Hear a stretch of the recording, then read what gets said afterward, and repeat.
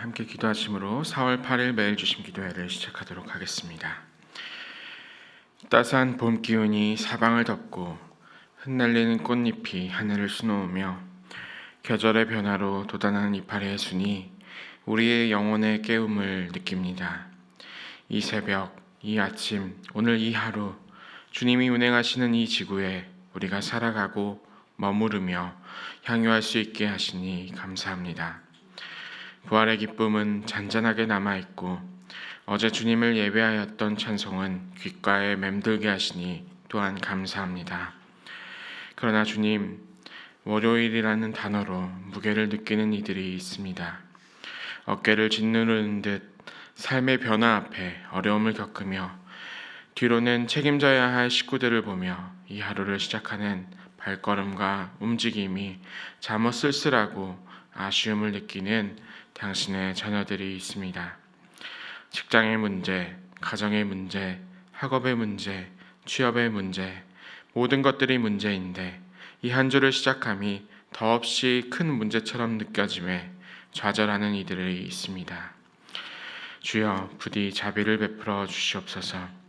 눈앞의 척박함과 메마른 땅에서 갈 길을 잃은 듯하지만 바로 지금 이때가 하나님께서 가장 가까이 계신 광야라는 것을 반드시 깨닫도록 주님의 말씀이 있게 하시고 무엇보다 주님이 허락하시는 소망으로 하여금 이 한 주 잘 버텨내고 살아갈 수 있도록 용기를 허락하여 주시옵소서.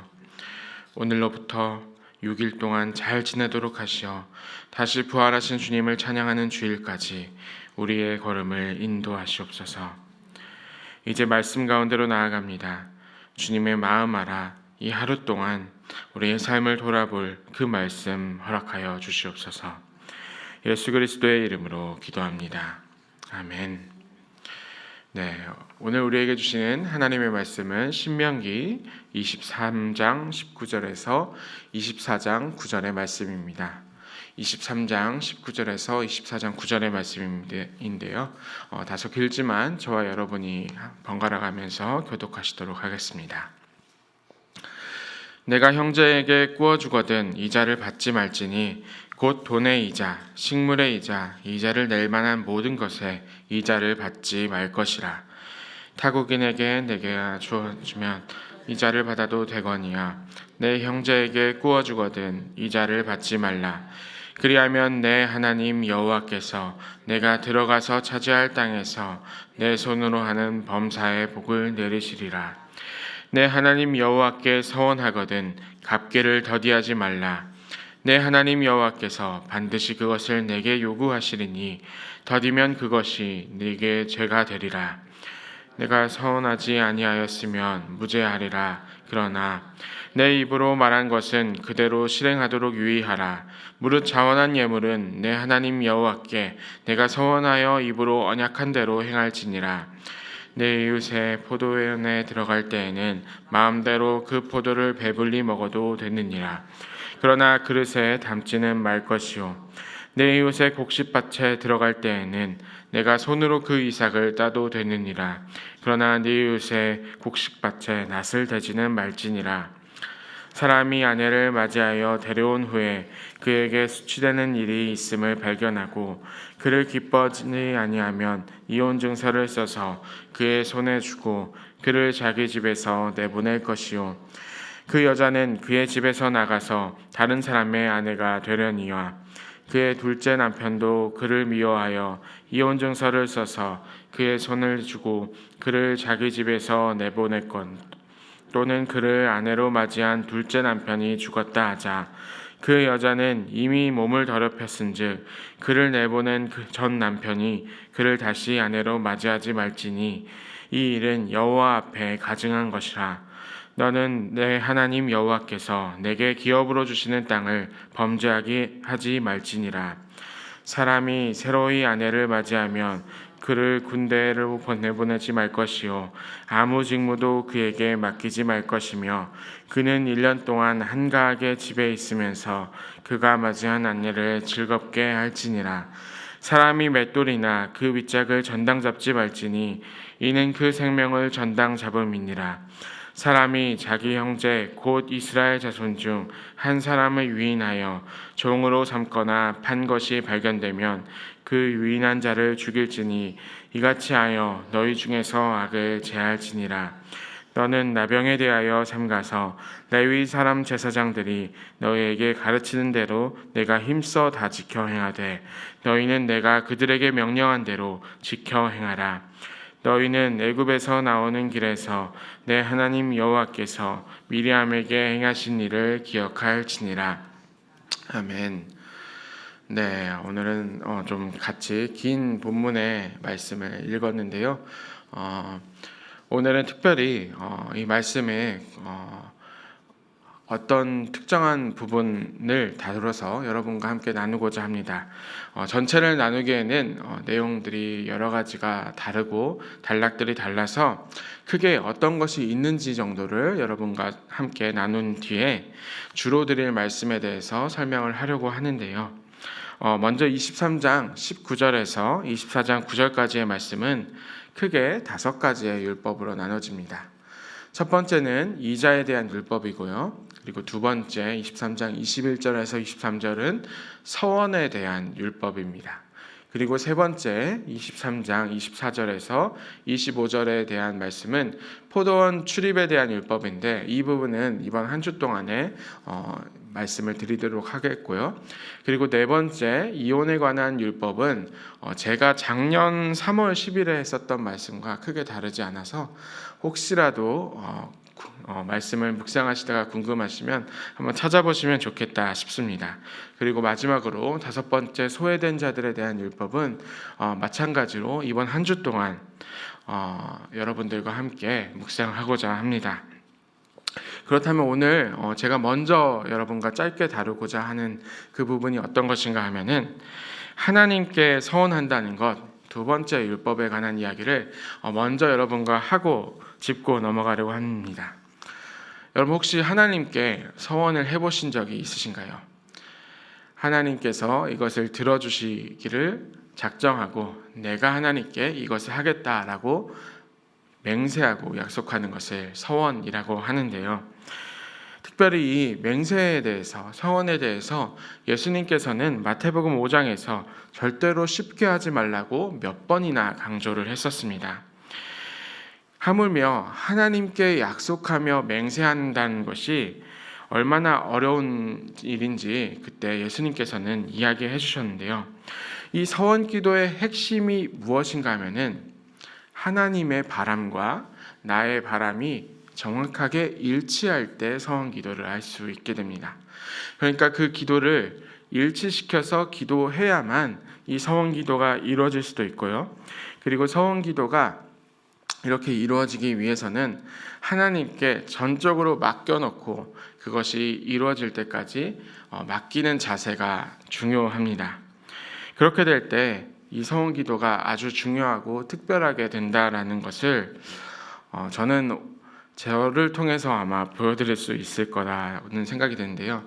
제가 이 자리에서 여러분과 함께 말씀을 나누는 까닭이 무엇인가 하면은 여기 있는 바로 제가 어머니의 서원 기도로 목사가 되었기 때문입니다. 복중에 저를 가졌을 때 어머니께서는 저를 이제 목회자가 되었으면 좋겠다라고 서원을 하셨는데요. 저는 그게 참 고맙고 좋기도 합니다. 어머니는 제가 태어나서 자라면서는 내성적이고 또 조용하고 곰 같아서 아마 목사는 못 될 거다라는 생각으로 마음을 내려놓고 계셨었는데, 그리고 또 단 한 번도 이제 너는 목사가 돼야 해라고 강조하시거나 강요하시거나 하시지는 않았었습니다. 그런데 그러다가 제가 어느 날 이제 어머니께 목회의 길을 가겠다라고 말씀을 드렸을 때 그제서야 어머니가 자기가 서원을 했었다라고 밝혔었습니다. 제가 이 말을 드리는 이유가 무엇인가 하면은 서원 기도는 함부로 해서도 쉽게 해서도 안 된다라는 것입니다. 여러분들이 혹시라도 성원 기도를 하고 싶을 때는 누군가의 인생이 달린 만큼 그 기도를 정확하고 그리고 하나님의 마음에 합해서 하셨으면 좋겠습니다. 자, 그러면 오늘의 본론으로 들어가서 두 번째 이야기입니다. 하나님께서 이자를 금지하신 이유, 우리 첫 번째 율법에 대한 말씀인데요. 오늘 말씀 23장 19절의 말씀을 한 번만 더 읽어보면 좋겠습니다. 23장 19절의 말씀입니다. 내가 형제에게 구워주거든 이자를 받지 말지니 곧 돈의 이자, 식물의 이자, 이자를 낼 만한 모든 것의 이자를 받지 말 것이라 라는 이자를 금지하는 율법입니다. 올해의 인물을 선정하는 타임즈라는 잡지가 있습니다. 그 잡지에서 지난 1000년간 동안의 세기의 인물들, 그러니까 세기 100년간의 가장 중요한 인물들을 꼽곤 했었는데요. 지난 20세기 1900년대에는 아인슈타인이 뽑혔고 17세기에는 뉴턴, 그리고 15세기에는 그 활자 인쇄술을 개발했던 구텐베르크가 뽑혔고 13세기에는 세계를 정복했었던 칭기즈칸이 뽑혔습니다. 그런데 14세기의 인물로 뽑혔었던 인물이 있는데요. 그 인물이 누군가 하면은 조토 디 본도네라는 인물입니다. 이탈리아의 화가인데요. 이 화가가 중요한 이유가 무엇인가 하면은 중세 시대에서 르네상스의 시대로 넘어갈 수 있는 그 교두보를 마련했던 사람이었습니다. 그래서 여러 가지 정말 수많은 중요한 그림들 뿐만 아니라 피렌체에 있는 유명한 조토의 종탑이라고 부르는 그 건축까지 했었던 사람이기도 합니다. 그런데 이 사람에게 생애의 걸작으로 뽑히는 작품과 그 그림들이 있는데요. 그 그림들이 어디에 있냐 하면은 이탈리아 북부 베네치아 옆에 파도바라는 도시가 있습니다. 작은 도시가 있는데 이 도시에는 스크로베니 예배당이라고 부르는 곳이 있습니다. 지금 보이는 사진에 그 천정과 벽을 뒤덮고 있는 것이 이 조토의 작품인데요. 이 조토가 여기에서 그림을 그린 뒤에 이 그림들에 있는 표현들이 르네상스 시대에 출발이 되었다라는 이야기들을 합니다. 여기서 자세히 설명은 드리지 않겠지만 이 안에 있는 천사들이 흘리는 눈물 같은 것 같은 경우에는 그 전까지는 경건하게 살았기 때문에 표현하지 않았었던 감정을 예술적으로 표현하는 시대가 되었다라고 합니다.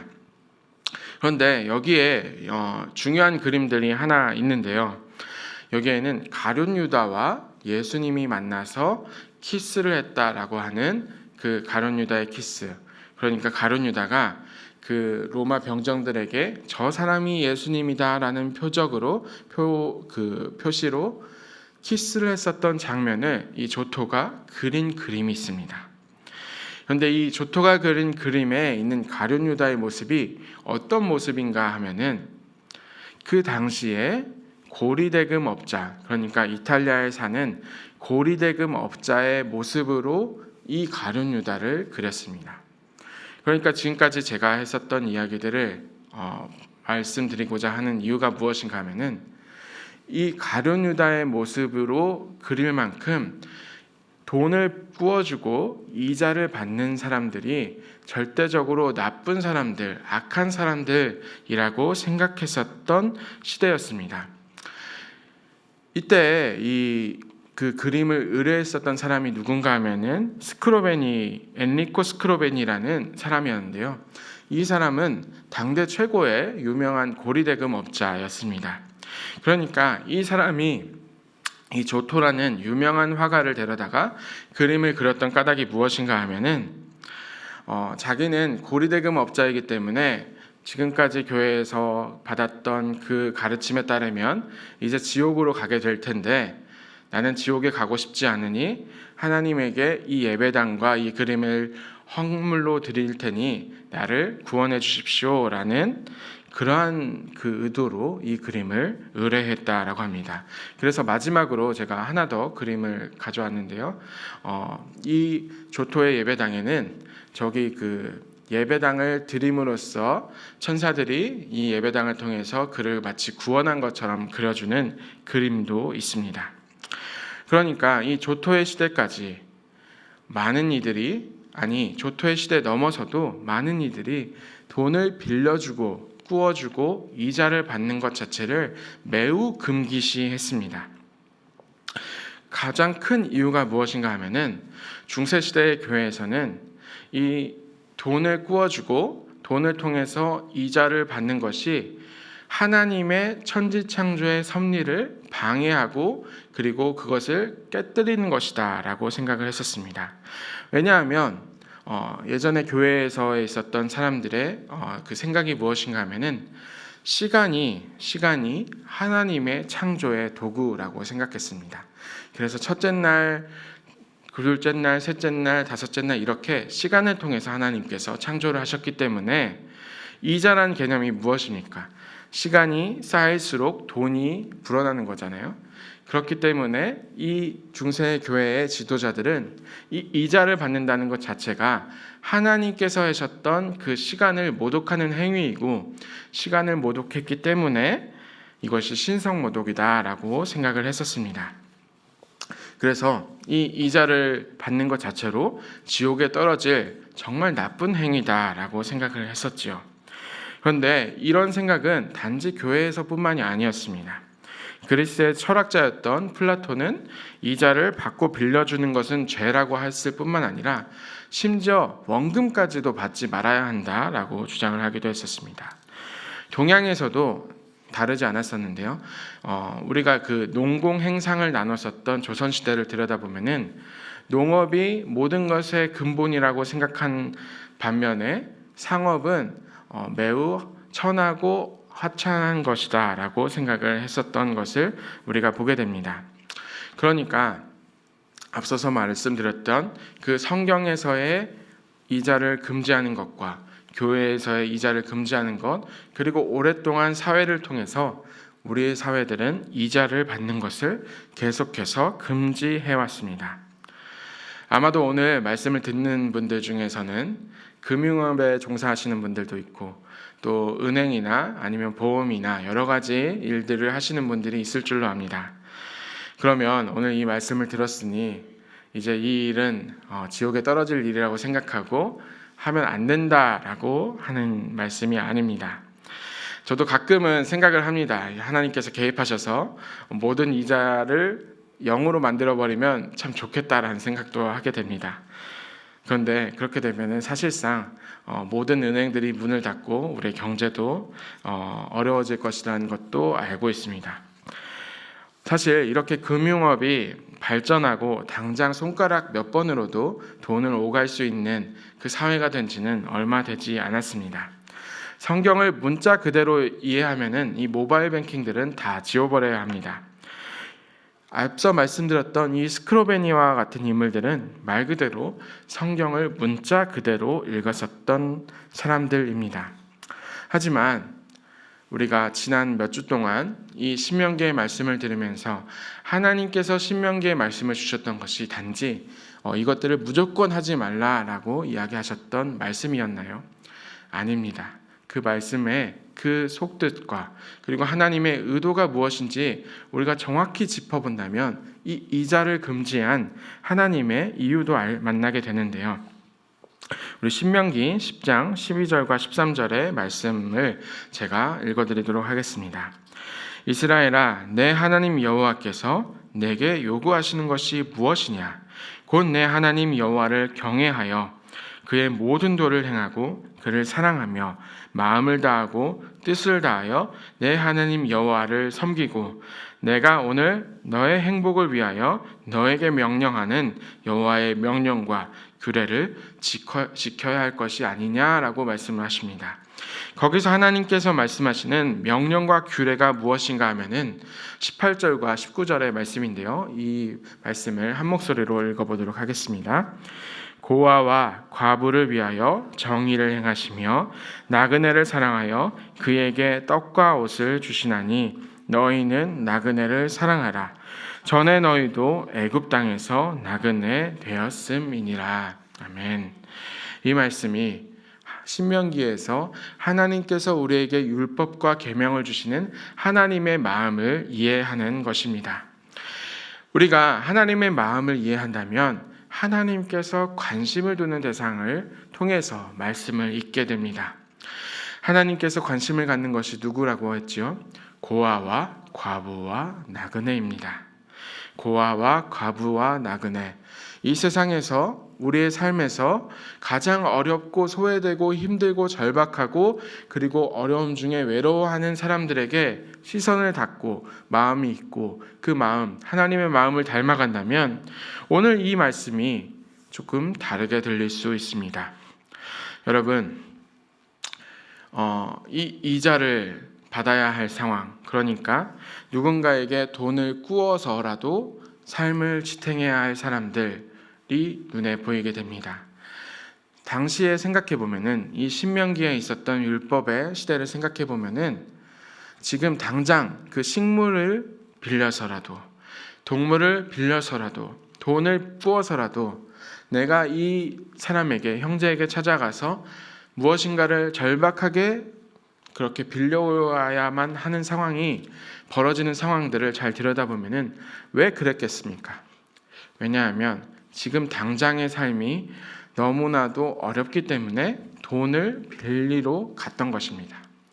그러니까 요즘 사회처럼 대출을 실행해서 어떤 것을 투자해서 사업을 일으키려고 누군가에게 돈을 빌리는 것이 아니라 지금 당장 먹을 것이 없기 때문에 형제와 자매에게 찾아가서 내가 이것 좀 필요합니다. 우리 식구가 지금 굶어 죽을 상황에 있습니다. 어려운 상황에 있기 때문에 당신에게 돈을 빌리러 왔습니다. 라는 사람들이 이 돈을 빌리러 찾아왔다라는 것이죠.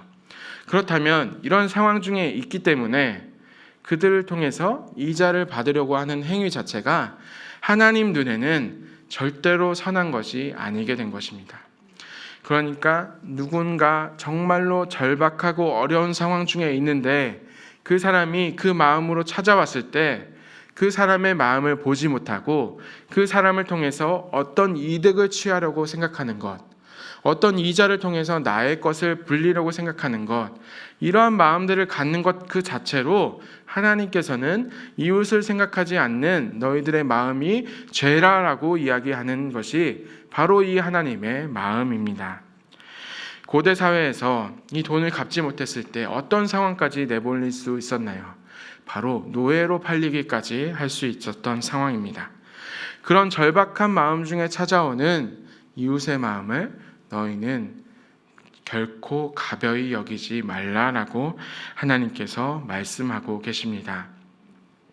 이 말씀, 이 마음, 하나님의 마음을 우리가 알아갈 때에 우리는 오늘날의 사회를 통해서도 이 마음을 다시 돌아보게 됩니다. 오늘날의 사회가 어떤 사회입니까? 이웃의 고통과 절박함과 어려움을 나의 주머니를 불릴 수 있는 기회로 보게 됩니다. 이웃의 고통을 돈으로 바꿀 생각을 하게 됩니다. 이웃의 부르짖음이 내 주머니에 어떤 도움이 될지를 생각하고 때로는 어떤 손해가 있지 않을까라고 판단하고 계산하게 됩니다. 그런데 하나님은 이 마음과 이 생각을 오늘 율법을 통해서 금지하고 계신 겁니다. 사랑하는 여러분, 하나님께서는 신명기의 말씀을 통해서 계속해서 이렇게 말씀하십니다. 내 백성을 불쌍히 여겨라. 너희들의 형제 자매의 어려움과 고통을 어떠한 수단이나 이득으로 생각할 여지조차 하지 말아라 라고 이야기합니다. 그리고 당장 너희의 이웃의 어려움을 도와주라 라고 말씀하고 계십니다. 이것이 바로 하나님의 마음입니다. 중세교회가 생각했던 것처럼 이자를 받는 게 시간을 활용했기 때문에 신성모독을 하는 것이 아니라 하나님께서는 이 가난하고 소외된 이웃의 마음을 돌보지 않는 것이 신성모독이었던 것입니다. 여러분, 오늘 저와 여러분이 하나님의 마음 앞에서 우리의 삶과 마음을 돌아보면 좋겠습니다. 내 주변에 절박한 이가 누가 있는지를 찾아보면 좋겠습니다. 그때 내가 이 사람 앞에서 어떤 생각을 했는지 돌아보면 좋겠습니다. 부끄럽지만 저도 그런 삶을 사는데 익숙합니다. 머릿속에서 계산이 빠르기 때문에 이 사람의 행동과 이 사람의 잘못과 이 사람의 어려움이 나에게 어떤 이득이 될지 손해가 될지를 먼저 판단하려고 합니다. 그 판단 내려놓으라고 하나님께서 말씀하십니다. 그리고 그 판단 내려놓고 그들의 마음을 하나님의 마음처럼 도와서 살필 수 있으라 라고 오늘 하나님께서 저와 여러분을 부르고 계십니다. 이 아침 저와 여러분이 하나님의 마음 앞에 우리를 내려놓는 시간을 맞이하면 좋겠습니다. 함께 기도하시겠습니다. 자비의 하나님, 이 시간 주님의 마음을 알아가기 원합니다. 주님의 마음 닮아가며 그 마음으로 살아가기를 원합니다. 하나님의 시선이 닿는 곳에 우리의 시선이 닿게 하시며 주변의 어렵고 절박한 이들 앞에 계산하지 않는 삶을 사는 오늘 이 하루 되게 하여 주시옵소서. 무엇보다 우리 안에 그런 마음들 있었다면 내려놓게 하여 주시고 오늘 이 하루 주님의 마음 본마다 살아갈 힘과 용기를 허락하여 주시옵소서. 혹 너무나도 절박한 상황 중에 놓여 있다면 주님의 마음이 우리에게 있음을 기억하게 하여 주시옵소서. 오늘 하루를 맡겨드리며 예수 그리스도의 이름으로 기도드립니다. 아멘. 하나님의 마음을 알아가는 오늘 기도의 시간이 되기를 소망합니다. 함께 기도하시겠습니다.